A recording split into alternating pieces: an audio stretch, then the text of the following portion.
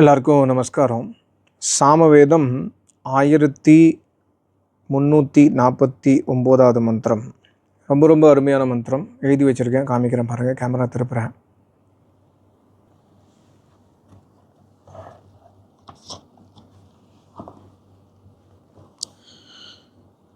நராசம்சம் இஹ பிரியம் அஸ்மின் யஜ்ஞ உபஹவ்யே மதுஜிஹ்வம் ஹவிஷ்கிருதம்.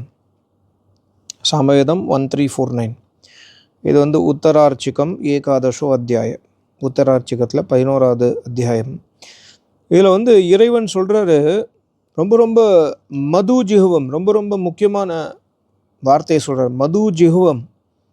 ஜிஹுவானா நாக்கு, மதுனா தேன். யாருடைய வாக்கு, யார் பேசுகிற பேச்சு மது தேனை போல் இனிக்கின்றதோ.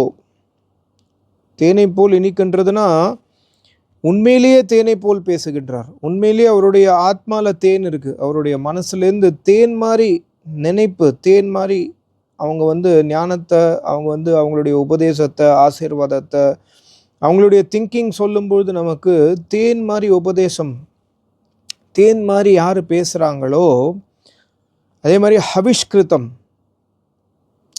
ஹவிஷ்கிருதம் ரொம்ப முக்கியமான வார்த்தை. ஹவினா ஆவுதி. கஸ்மை தேவாய ஹவிஷா விதேம. தினசரி நம்ம ஆவுதி போடும்போது சொல்லுவோம். நீங்கள் ஹோமம் பண்ணுற ஆளாக இருந்தால் தெரியும் உங்களுக்கு. ஹவிஷ்கிருதம்னா என்ன அர்த்தம்னா, தன்னுடைய ஆத்மாவை பரிபூர்ணமாக சமர்ப்பித்தல் ஹவிஷ்கிருதம். தன்னுடைய ஆத்மாவை, இப்போ உதாரணத்துக்கு போலீஸ் அறிக்கை விடுறான். இந்த இடத்துல நிறைய பேர் கேங்ஸ்டர்ஸ் இருக்கீங்க, இந்த கேங்ஸ்டர்ஸ், இந்த கேங்லாம் நீங்கள் எங்கள்கிட்ட சரண்டர் ஆகிட்டிங்கன்னா உங்கள் மேலே இருக்கிற அந்த கேஸெல்லாம் நாங்கள் அந்த தண்டனையை கம்மி பண்ணி உங்களுக்கு மரண தண்டனை இல்லாமல் நாங்கள் உங்களை காப்பாற்றுவோம் அப்படின்னு சம்டைம்ஸ் இந்த மேவோயிஸ்ட்டு, இந்த கேங்ஸ்டர்ஸ்க்கெலாம் அறிக்கை விடுவாங்க. அப்போ அந்த குரூப்பு போய் அவங்க போலீஸ்கிட்ட போய் சரணம் எடுப்பாங்க. சரி சாமி, எங்களுக்கு மரணத்துலேருந்து காப்பாற்றுங்க, மரண தண்டனை வேணாம் அப்படின்னு. சில பேர் நடந்திருக்கு, ரீசெண்டாக கூட இப்போ மகாராஷ்டிராவில் நடந்தது. ஸோ அவங்க சரண்டர் ஆகிட்டாங்கன்னா என்ன அர்த்தம்னா, போலீஸ் என்ன செய்ய சொல்கிறாங்களோ அதை அப்படியே செய்வாங்க. ஸோ அதே மாதிரி இங்கே ஆத்ம சமர்ப்பணம், இறைவனுக்கு ஆத்ம சமர்ப்பணம், ஹவிஷ்கிருதம்னா என்ன அர்த்தம்னா, இறைவன் என்ன செய்ய சொல்கிறாரோ அதை அப்படியே செய்வது ஹவிஷ்கிருதம். ஸோ இறைவன் செய்ய சொல்வதை, வேதத்தில் சொல்கிறத அப்படியே செய்கிறது ஹவிஷ்கிருதம். அப்படிப்பட்ட நபர்களுடைய வாக்கு எப்படி ஆகும்? மது ஜிஹுவம், தேனை போல் இனிக்கும்.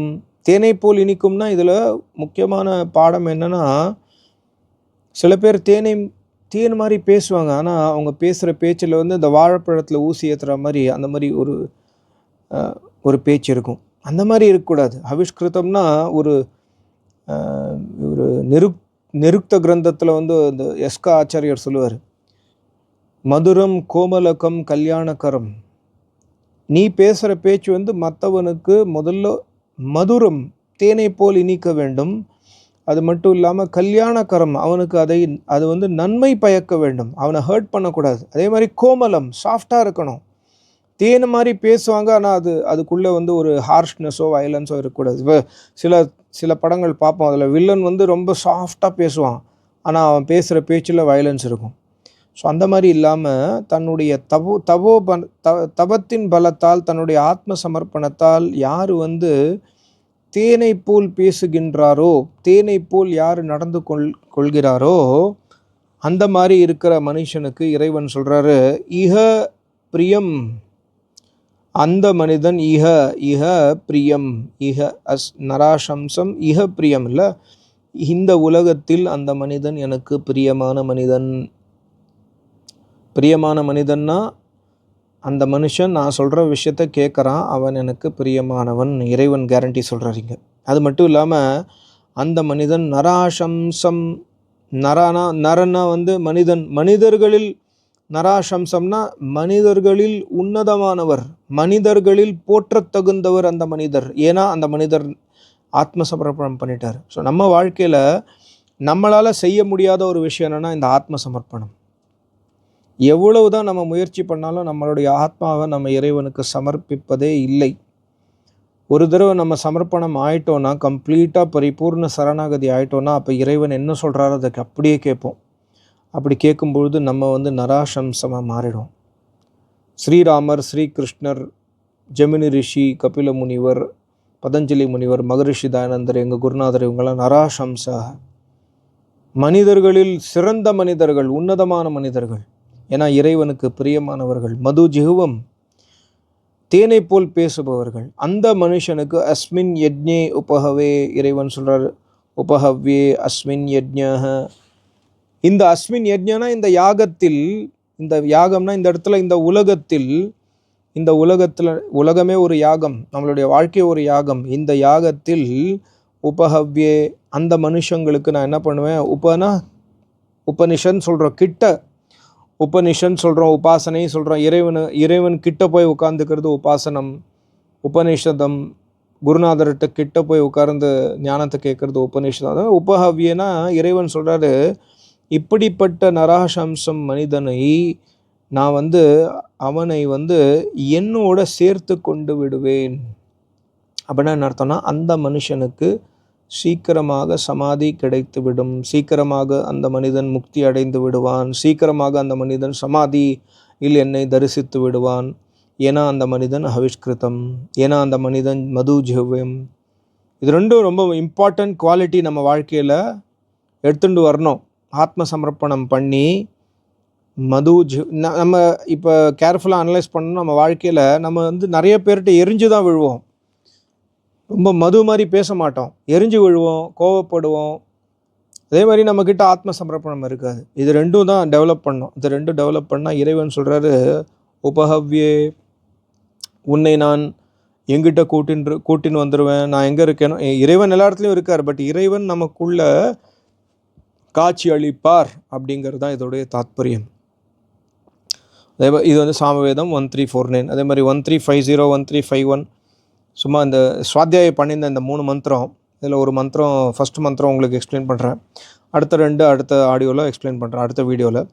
இது ரொம்ப ரொம்ப முக்கியமான வாழ்க்கை பாடம். சாமவேதம் உபாசனை காண்டம். சாமவேதம் இப்போ இந்த சாமவேதம் புத்தகம் வச்சுருக்கேன் பாருங்கள். சாமவேதம் ரொம்ப ரொம்ப முக்கியமான சீக்ரெட்ஸ், வாழ்க்கைக்கு தேவையான சீக்ரெட் சாமவேதத்தில் இருக்குது.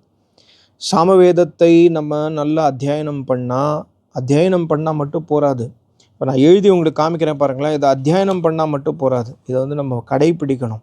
இது எனக்காக நான் பண்ணிட்ட வீடியோ, உங்களுக்கும் யூஸ் ஆகும் கண்டிப்பாக. பட் நான் ட்ரை பண்ணுறேன் வாழ்க்கையில் கடைப்பிடிக்கிறதுக்கு. ட்ரை தான் பண்ணிட்டுருக்கேன், இன்னும் சக்ஸஸ் ஆகலை. பட் சக்ஸஸ் ஆகிறதுக்கு டைம் ஆகும். ஏன்னா நமக்குள்ளே அனாதி வாசனாய பலவத்வாத், அனாதி காலத்திலிருந்து நமக்குள்ள சமஸ்காரங்கள் ஒளிஞ்சுட்டுருக்கு. நமக்குள்ள பலவிதமான நம்ம நரியாக பிறந்திருக்கோம், புலியாக பிறந்திருக்கோம், சிங்கமாக பிறந்திருக்கோம், யானையாக பிறந்திருக்கோம். நமக்குள்ள யானை மாதிரி காமவாசனை இருக்கும், நமக்குள்ள நரி மாதிரி புத்தி இருக்கும். ஸோ இது எல்லாத்தையும் சமஸ்காரங்கள் நமக்கு மனசுக்குள்ளே புதஞ்சு இருக்கும். அந்த சமஸ்காரங்கள் எல்லாம் நம்ம உடைச்சாதான் இந்த மாதிரி ஆக முடியும். அதை உடைக்கிறதுக்கும் இந்த மாதிரி பண்ணணும். அதை உடைச்சா இந்த மாதிரி ஆக முடியும். அதை உடைக்கிறதுக்கும் இதுவே நமக்கு ஹெல்ப் பண்ணும். எப்படி சூரியனை பார்க்குறதுக்கு ஒளி தேவை, ஆனால் சூரியனை பார்க்குறதுக்கு டார்ச் லைட் தேவையில்லை, தனியாக ஒளி தேவையில்லை. சூரியனோட ஒளியை வச்சு தான் நம்ம சூரியனை பார்க்க முடியும். அதே மாதிரி இதே ஃபார்முலாவை தான் நம்ம அடாப்ட் பண்ணி இதையே அடைய முடியும். இதுதான் இந்த இடத்துல இருக்கிற தாத்பரியம். ஸோ சாமவேதத்தில், ரிக்வேதம், 4 வேதத்துலேயும் நிறையா ஃபார்முலாஸ், நிறையா வழிகாட்டுதல். இறைவனே வழிகாட்டுறாரு. இறைவனே சொல்கிறாரு, நான் எப்படி உங்ககிட்ட வருவேன், நான் எப்படி உன்னை பிரியமானவனா, நீ எனக்கு எப்படி பிரியமானவனா மாறுவ. இது இறைவனே சொல்கிறார் வேதத்தில். ஸோ அதை நம்ம கடைப்பிடிக்கணும், அவ்வளோதான். ரொம்ப நன்றி, நமஸ்காரம். ஓம் ஓம் ஓம் ஓம்.